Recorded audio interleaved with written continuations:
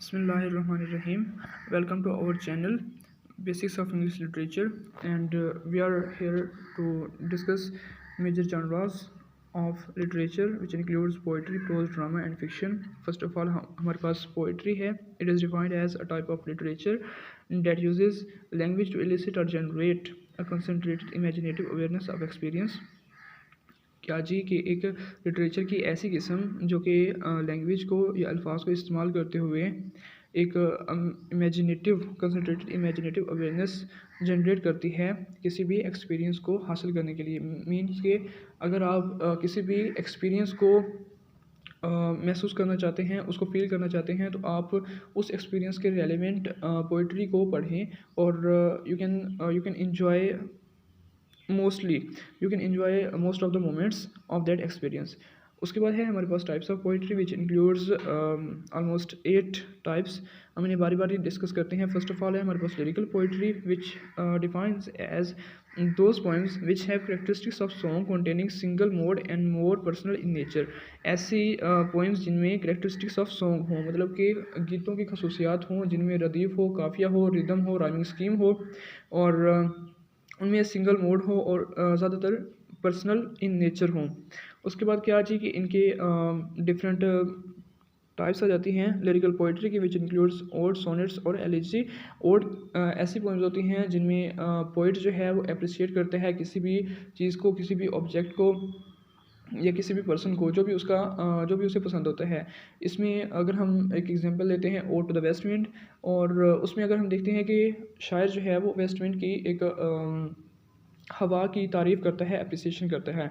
उसके बाद हमारे पास है सोनेट्स। सोनेट्स में जो बेसिक और की पॉइंट है वो ये है कि उसकी जो फॉर्मेशन है, जो उसका आप कह लो कि पैटर्न है, वो 14 लाइन्स का होता है। It may be 8+6 lines with 2 stanzas and it also may be 8+4+2 lines mean के 3 स्टैंजाज। उसके बाद है हमारे पास एलिजी। एलिजी एक ऐसी पोइम होती है, ऐसी लिरिकल पोइम होती है जिसमें हमारे पास जो बेसिक एलिमेंट होता है वो सैडनेस का होता है। मीन की ग्रीफ और सैडनेस और डेथ के एलिमेंट जिस भी पोइम में पाया जाएगा वो हमारे पास एलिजी होगी। उसके बाद है हमारे पास नरेटिव पोइम।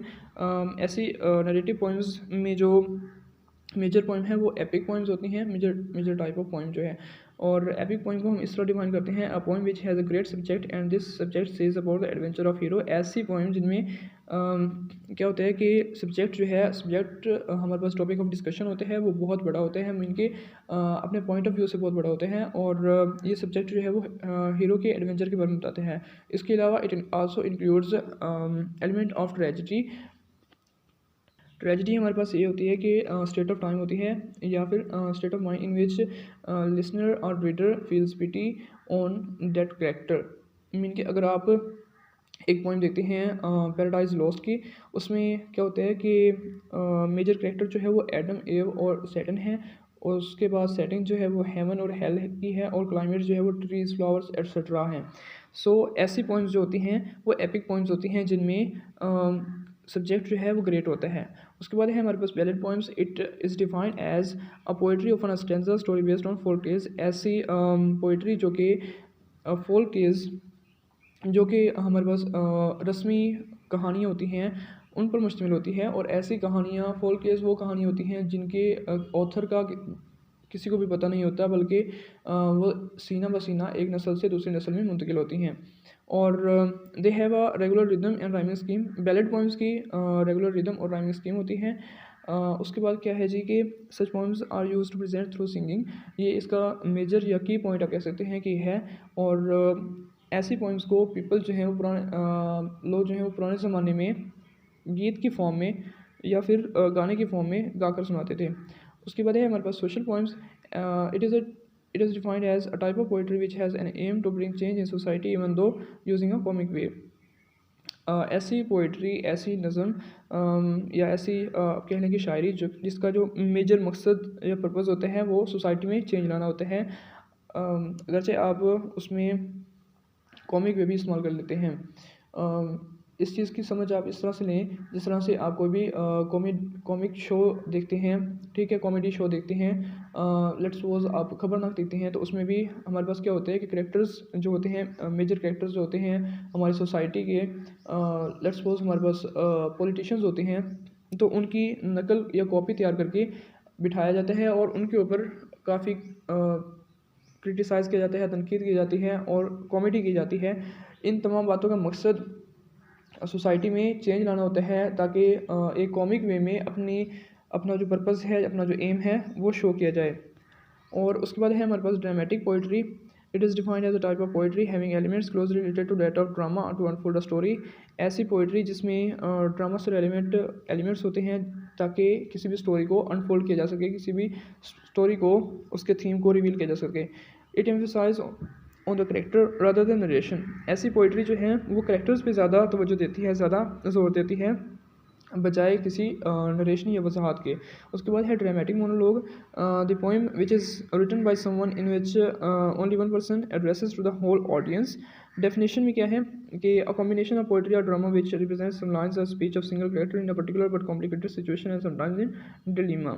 ड्रामेटिक मोनोलॉग में क्या है जी कि ऐसी पोइम्स या ऐसी पोइट्री जो कि कोई भी एक शख्स लिखता है और उसका जो मेजर थीम होता है उसमें कोई एक शख्स जो उसका कैरेक्टर होता है वो तमाम ऑडियंस को एड्रेस कर रहा होता है। इसकी एग्जांपल हम अल्लामा इकबाल की लिखी गई शायरी से ले सकते हैं जिनकी ऑडियंस हम खुद हैं और वो हमें एक ड्रामेटिक मोनोलॉग की एग्जांपल देते हैं।